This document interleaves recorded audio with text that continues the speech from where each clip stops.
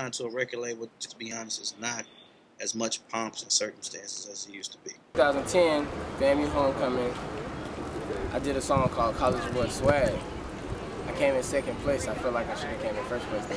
But while it was about 7,000 to 8,000 people in there, and as soon as I came on stage and started rapping, it seemed like about 90% of the crowd stood up on their feet and was dancing. I never knew that many people was going to vibe with me. So from that point on, that's when I was feeling like I had potential to actually do something big with music. And then after that, I did a song called Facebook Friend, and it actually ended up being on World Star. I didn't have to pay for it or nothing. It just got submitted and they accepted it. Gotta go, had another chick on deck. Now I really don't know what to expect. The next girl I got had to double check. Looking at her photos got me a wreck. So I walked to a crib in UG. Open up the door looking like who she. At first, I used to feel like you had to be signed to a record deal to determine success in the music. But what I realized is nowadays you don't have to necessarily be signed to a record label to be successful as an artist. Because as an independent artist, you're making all of your money. You make 100% of your money. I first started embracing music as something that I wanted to make a living off of. I started to perform at everything possible that it was to perform on at campus, whether it be a talent show or a dance recital they may have had. I opened up for everything that was possible, Be Out days, FAMU homecoming concerts, whatever it was for my music to get out there, I was doing it. And then luckily, you know, we had the resources of 90.5 at the time. So when I used to bring in music, I used to create music and had the ability to get my music on the airwaves, which is major for up-and-coming artists. It's Tanza representing Tallahassee, Florida.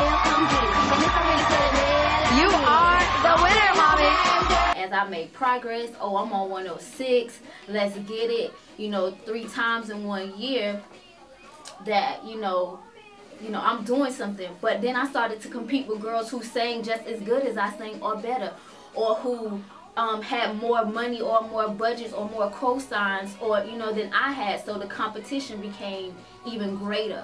So if you want to make it, you better get ready to fight for what you want. And if you're not going to get up early in the mornings, or if you're not going to stay up late at night, or if you're not going to work and go to school and record and make money to fund your projects and write the music and find the producers, find the clothes, if you're not ready to do it all, then stay home.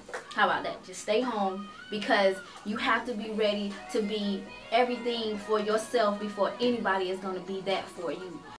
A&R is someone who, in my opinion, a good A&Rs know how to build a brand through music, and they also know how to build a brand that can lead to business opportunities as well. Back in the day, it meant that we don't know what you're going to do, but we see talent and we will invest some money in.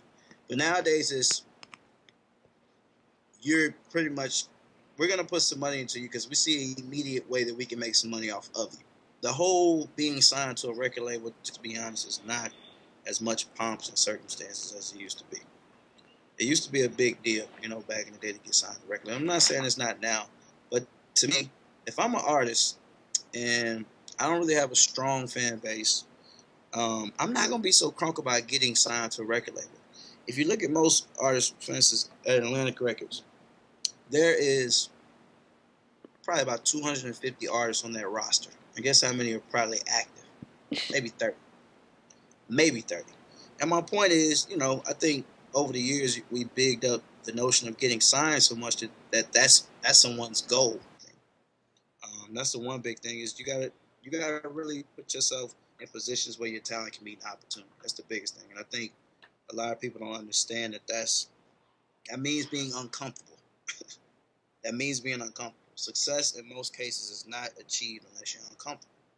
Period. There's no way around it.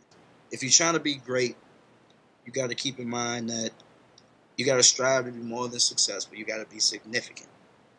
And we don't have enough people that's trying to be significant. We got people that's trying to be successful. Successful is winning money. Having money and buying cars and winning platinum plaques and Grammys and all that. But significance is doing something that no other person has ever done.